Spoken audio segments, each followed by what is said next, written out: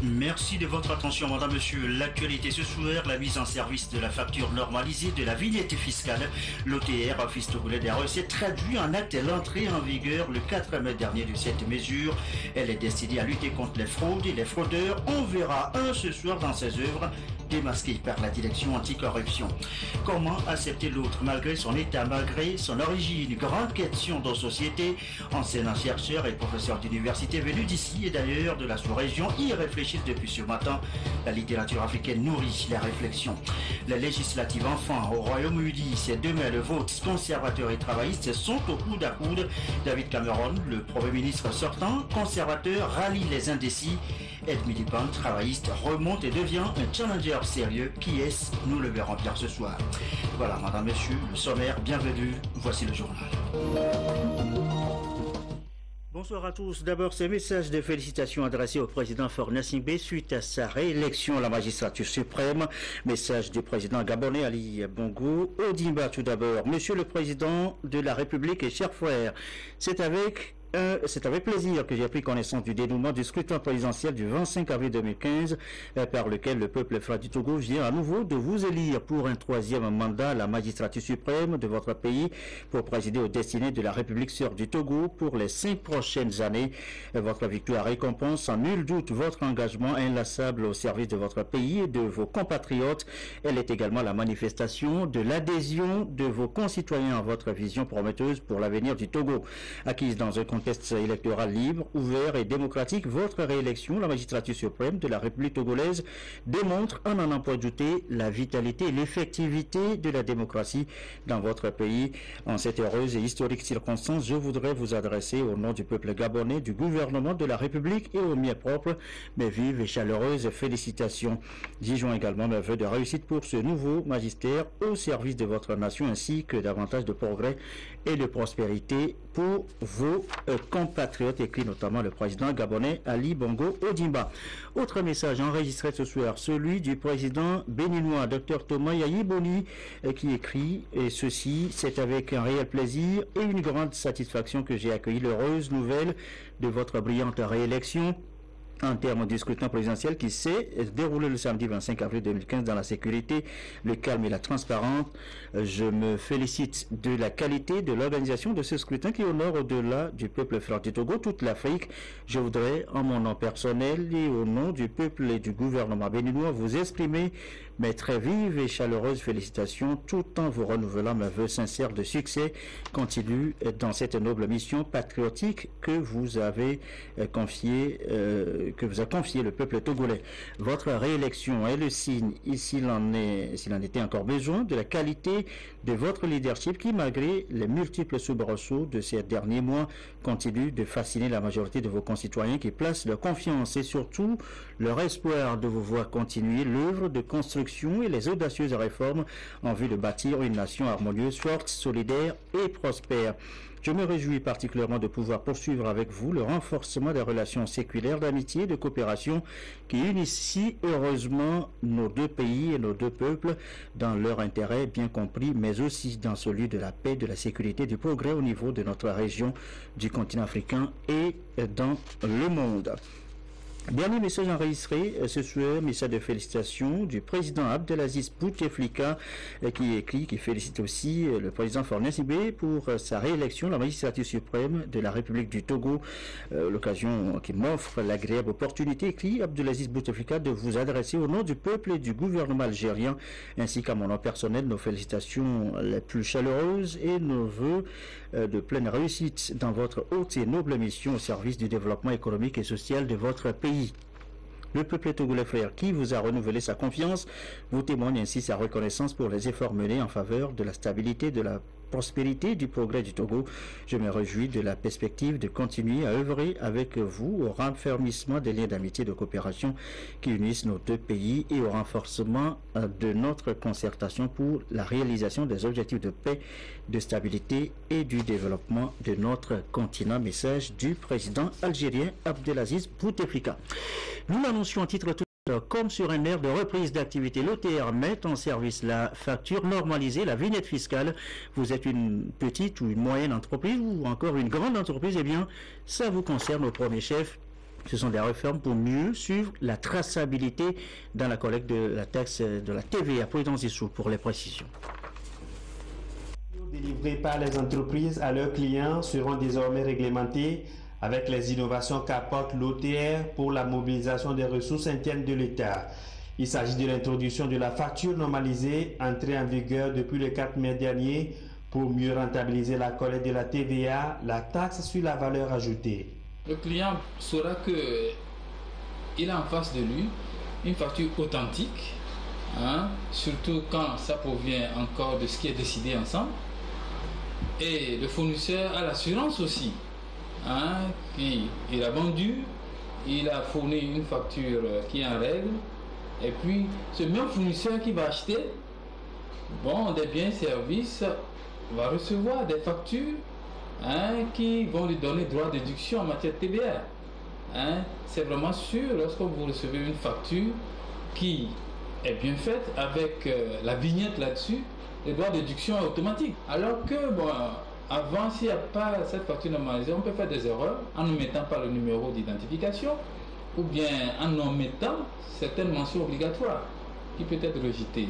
C'est une disposition prévue par la loi de finances gestion 2015. Ces factures normalisées seront imposées sur toute l'étendue du territoire aux entreprises qui devront les utiliser, quelles que soient les transactions ou services. Deux catégories de ces factures sont donc mises en service. Celles destinées aux opérateurs économiques non autorisés à facturer la TVA et pour les entreprises ayant le quitus de facturation de cette taxe à leurs clients. La facture normalisée est obligatoire pour tout achat dont le montant est supérieur à 5 000 francs CFA. L'entreprise exprime sa commande, elle veut combien de vignettes, elle veut combien de carnets de factures. On enregistre, on lui donne la facture ou bien un ticket et il se présente à la banque ou bien à la caisse, paye le prix des vignettes ou des carnets et puis va au service de distribution pour récupérer ce qu'il a acheté. Ces dispositions sont appréciées par les opérateurs économiques qui ont été sensibilisés en amont sur l'importance de la facture normalisée. Ils nous ont dit que le 4, c'est-à-dire le 4 mai, la facture normalisée doit rentrer en vigueur. Donc c'est pour cela même que je suis là, pour voir si je peux m'en procurer et comment je dois l'utiliser. Moi je suis dans les bâtiments, travaux publics. On va demander à ce qu'on ait une facture personnalisée où on peut poser les vignettes sur ça pour que ça nous permette de délivrer nos factures. C'est les charges liées à ces factures-là que l'État doit revoir. Parce qu'il faut acheter les factures personnalisées, il faut aussi acheter les vignettes, tout ça là.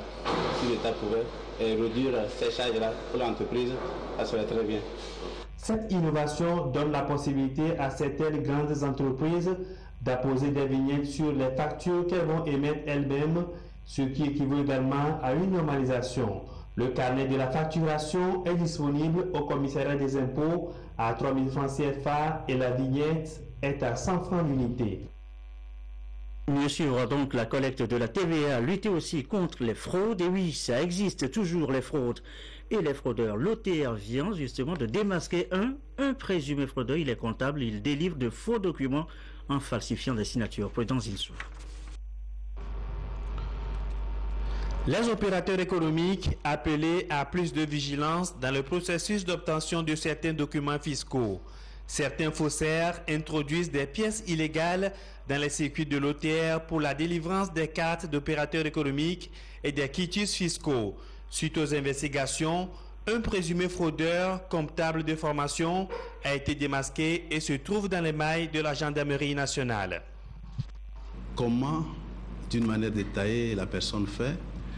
Elle est arrivée à avoir la signature, l'avis favorable d'un supérieur hiérarchique, d'un supérieur au sein de l'Office togolais des recettes, puisque la demande doit suivre un chemin.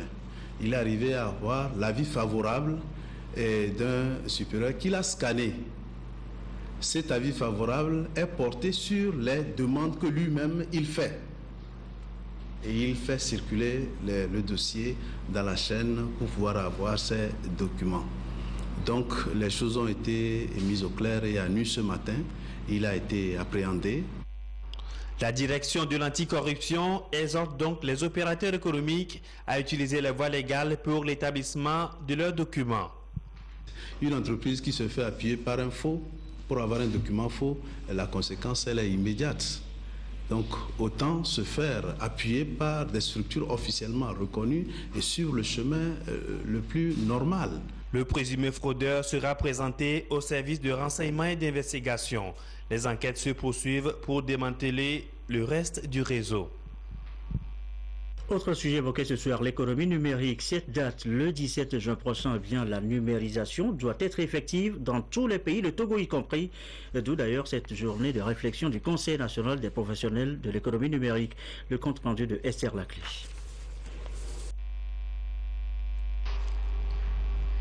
Juin 2015, date butoir du passage de l'analogie au numérique. Tous les pays sont concernés et le Togo, comme beaucoup d'autres pays, risque de ne pas être au rendez-vous du 17 juin. Le public est peu sensibilisé. Cette journée de réflexion est initiée à cet effet. Sur la table des discussions, la mise en place d'un plan de développement de l'économie numérique. Le document de 80 pages a été élaboré par le CONAPREN, Conseil national des professionnels de l'économie numérique au Togo. Être à la pointe du numérique rendra le Togo compétitif sur le plan international, surtout que le Togo projette un pays émergent à l'horizon 2030. Sur ce, une telle vision suppose de se doter d'une stratégie cohérente et efficace pour la transformation du pays sur le plan économique. Mais malheureusement, avec les économies traditionnelles qu'on a toujours dans le pays, cette révolution constitue une menace pour le secteur de l'emploi. Et pour ce faire, le Togo, à travers son plan national, doit avoir une cyberstratégie gouvernementale avec le futur gouvernement pour faire de ces secteurs un pilier de sa stratégie d'émergence. Sans oublier que nous sommes à l'ère où les machines remplacent valablement les hommes et ce sont les hommes qui manipulent ces machines. L'initiative vise donc à placer le Togo parmi les grandes nations numériques à l'horizon 2030. Et pour cause, l'économie numérique représente le secteur le plus dynamique de l'économie mondiale. Son taux de croissance est le double de l'économie traditionnelle dans les pays développés. Son importance n'est donc plus à démontrer. Bien maintenant à cette grande interrogation, c'est notre deuxième titre ce soir. Comment accepter l'autre, quel que soit son état ou son origine? Grande question de société, de réflexion. Les enseignants, chercheurs et professeurs d'université puisent depuis ce matin leur inspiration dans la littérature africaine pour y répondre. Ils sont d'ici et d'ailleurs venus de la sous-région pour braver les différentes frontières imposées aujourd'hui par les relations humaines. Reportage Emmanuel Adjaglo, Clarisse Atikle. Croisés sur la littérature africaine, les enseignants-chercheurs des universités du Togo, ceux de la sous-région et d'Europe s'appesantissent ici sur la transfrontalité dans la littérature africaine. Au-delà des frontières entre pays, le rejet de l'autre pour son origine ou son choix de vie constitue également une frontière. À ce colloque international qui a pour thème la transfrontalité, écart et normes en littérature africaine, il sera question de débattre des différentes interrogations qui sous-tendent les relations avec les autres. Aujourd'hui, il y a la montée de l'homosexualité, de lesbianisme, et il y a aussi l'intégrisme religieux. Donc ça, c'est les frontières que les gens ne veulent pas accepter. Il faut accepter l'autre dans son état, dans sa situation. Qu'il soit par exemple au niveau de nos frères musulmans, il faut accepter les autres tels qu'ils sont. Et les chrétiens aussi doivent accepter. C'est la transfrontalité. Et à travers les tests, nous constatons qu'il y a en quelque sorte une hybridation culturelle, religieuse, et en quelque sorte un métissage. L'individu n'est plus authentique. L'intérêt pour le Togo, c'est l'intérêt aussi pour les autres pays de la sous-région. Il faudra que celui qui vient au Togo pour se sentir à l'aise, se sente à l'aise. Que par exemple, on ne doit pas quelqu'un, que ce soit en politique, en littérature, en anthropologie, comme étant un étranger. C'est une initiative du laboratoire de recherche sur les littératures africaines et francophones. L'idée est qu'à travers un partage d'expériences sur la recherche littéraire, la littérature africaine arrive à conserver l'authenticité de l'individu en parlant davantage des sujets tabous qui font souvent objet de frontières avec les autres. À l'étranger, cette image, vous allez la voir, beaucoup de femmes, beaucoup d'enfants, ils sont désemparés, apparemment fatigués. Et nous sommes ici à Karingunja, en République démocratique du Congo. C'est dans cette localité que 7000 personnes originaires du Burundi ont trouvé refuge, prises en charge par le commissariat aux réfugiés des Nations Unies. Ils ont fui des violences qui secouent leur pays, le Burundi, depuis une dizaine de jours. Demain, les législatives, la fin de la campagne d'ailleurs des législatives en Grande-Bretagne, l'incertitude est totale à quelques heures de l'ouverture des bureaux de vote. On a parlé économie, immigration, Europe, mais aussi c'est la bataille de deux hommes. Le travailliste Ed Miliband, 45 ans, on le disait sans relief, il est au coude à coude avec David Cameron, reportage à Londres. Sans les étoiles, un passeport britannique, sans la mention Union européenne. Des symboles qui pourraient disparaître dans 2 ans. Un référendum pour rester ou quitter l'Europe en 2017, c'est la promesse de David Cameron s'il est réélu. Nous allons donner aux Britanniques un référendum avec un choix très simple, à l'intérieur ou dehors. Voulez-vous rester dans l'Union ou partir tous ensemble? Un engagement qui vient conforter l'euroscepticisme traditionnel des Anglais, à l'image de cette une de presse d'un Titanic européen dont il faut s'échapper. Selon de nombreux Anglais, fiers de leur croissance, l'Europe ne leur apporte pas grand-chose. L'Europe ne marche pas. Aujourd'hui, on est le seul pays où ça va bien. Il y a trop de ressortissants européens qui viennent ici pour immigrer. Et résultat, ils viennent nous piquer nos boulots. Donc sur la fin de la campagne des législatives en Grande-Bretagne, je le disais, l'incertitude est totale à quelques heures de l'ouverture des bureaux de vote. On a parlé économie, immigration, Europe, mais aussi, vous allez le voir, c'est la bataille de deux hommes. Le travailliste Ed Miliband, 45 ans, on le disait sans relief, il est au coude à coude avec David Cameron. On va suivre le reportage réalisé par nos confrères de France 2.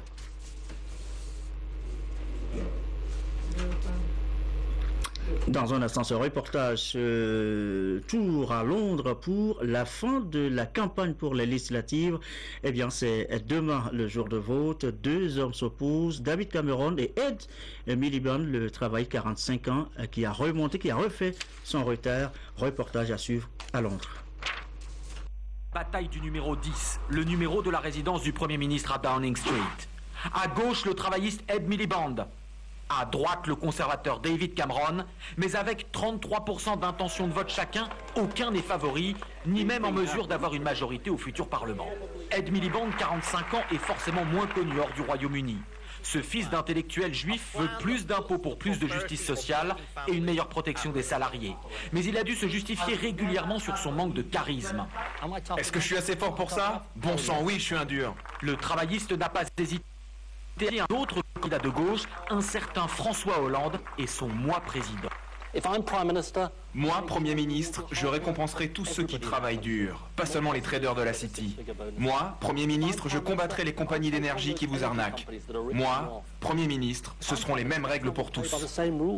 David Cameron, 48 ans, à l'image d'un leader, un bon bilan dans les chiffres, mais une politique qui l'a rendu impopulaire. Durant la campagne, il a expliqué que les travaillistes feraient tomber le Royaume-Uni aussi bas que la France socialiste. Son credo, l'austérité et la flexibilité paient. Cela a été dur. Nous avons traversé des années difficiles après la pire récession de notre histoire moderne. Mais aujourd'hui, on en voit le bout. La presse de gauche a ironisé sur ce bourgeois de David Cameron qui mange un hot-dog avec couteau et fourchette. Celle de droite a présenté Ed Miliband comme un mal élevé qui mange salement. Tous les deux sont pourtant diplômés de la même université d'Oxford. D'une manière générale, les programmes de tous les candidats se ressemblent au point que la chaîne Sky News, dans un clip de campagne détourné, leur fait enchaîner la même chanson. Et aux États-Unis, le scrutin, eh bien, c'est pour l'année prochaine, mais déjà la campagne bat son plein. Les candidats à la candidature se déclarent dans chaque camp. Côté républicain, ils sont 6 à vouloir être le champion de leur camp. Côté démocrate, Hillary Clinton est ultra favorite. L'ancien secrétaire d'État veut mettre toutes les chances de son côté, d'où cet appel du pied à destination de la communauté hispanique et des 11 millions de sans-papiers. Elle promet carrément des régularisations massives. Retour chez nous, l'actualité nationale, le 3 mai est célébré, vous le savez, la journée internationale de la presse, de la liberté de presse. Elle était un peu trop occupée, cette presse togolaise, chez nous, à cette date. Pour ce que vous savez, c'est donc aujourd'hui, 6 mai, en léger différé, que les manifestations ont eu lieu. On note précisément ce rapport sur l'état de la presse togolaise présenté ce soir par l'OTM, l'Observatoire togolais des médias. Que dit ce rapport? Liberté Rodo, Sylvain Aboudou. 3 mai, journée dédiée à la célébration de la liberté de la presse. L'événement a été marqué essentiellement par la présentation du rapport annuel sur l'état de la presse au Togo. Un document assorti de recommandations et qui met en évidence les efforts entrepris par l'ensemble de la presse togolaise en matière de professionnalisme. Surtout l'ensemble, je pense que nous avons constaté quand même que la presse togolaise s'est plus ou moins bien comportée dans son ensemble. Mais nous constatons aussi dans le rapport qu'il y a quand même quelquefois des ratés en termes de respect des règles d'éthique et de déontologie, et qu'il y a aussi certaines évolutions qui sont constatées au niveau de l'État, notamment en termes de liberté. Je pense qu'aujourd'hui la liberté de la presse a évolué au Togo. Le comportement de la presse lors de la présidentielle de cette année 2015 n'est pas forcément le même comportement qu'il y a 5 ans. Et donc, de ce point de vue, il faut dire que la presse est en train de mûrir. La célébration de cette journée permet en fait de réitérer les principes fondamentaux de cette liberté, mais aussi de rappeler la responsabilité qui en découle. Pour la HAC, des progrès sont à saluer. Nous pensons tout simplement qu'il faut faire en sorte que le travail des journalistes puisse être renforcé par ce que nous disons la formation, et que en dehors de cette formation, ces journalistes puissent comprendre que leur responsabilité sociale est engagée et qu'ils devraient donc continuer dans cette voie-là. Après avoir félicité l'OTM, Observatoire togolais des médias, pour son engagement et sa vigilance, la ministre de la Communication, de la Culture, des Arts et de la Formation civique a réitéré la volonté du gouvernement de mettre en œuvre les recommandations des États généraux de la presse. C'est également le lieu de nous rappeler notre engagement commun à la suite des États généraux de la presse à œuvrer pour l'émergence d'une presse responsable, professionnelle. Le gouvernement, à travers le ministère de la Communication, de la Culture, des Arts et de la Formation civique, continuera à soutenir, à accompagner du mieux possible cette belle et noble aventure que constitue le métier du journalisme. Je puis vous assurer que le gouvernement poursuivra les efforts déjà entrepris pour améliorer l'environnement de travail des journalistes. Le thème cette année, laisser le journalisme prospérer, appelle non seulement à plus de professionnalisme, mais aussi à la création de conditions favorables à l'émergence de véritables entreprises de presse au Togo. Et voilà qui m'a fait un peu plus tôt que d'habitude à cette édition du soir. L'essentiel à retenir, l'OTR, l'Observatoire, l'Office togolais des recettes lance la facture normalisée, la vignette fiscale pour les entreprises, petites, moyennes ou grandes. Ces dernières peuvent éditer elles-mêmes leurs factures en y apposant la vignette fiscale. La mesure, c'est pour lutter contre les fraudes. Votre soirée sur la télévision togolaise, la météo tout à l'heure, Cléo Sabine Poko dans un instant pour les prévisions. À suivre après, à 21h précisément, le magazine de contribuables, 22h30, nos dernières infos. Isidore Koubatine, merci à vous qui nous suivez ce soir à Casablanca, à Lomé, à Nouakchott, en Mauritanie sur la télévision togolaise et comme d'habitude, toujours fidèlement. Très bonne soirée.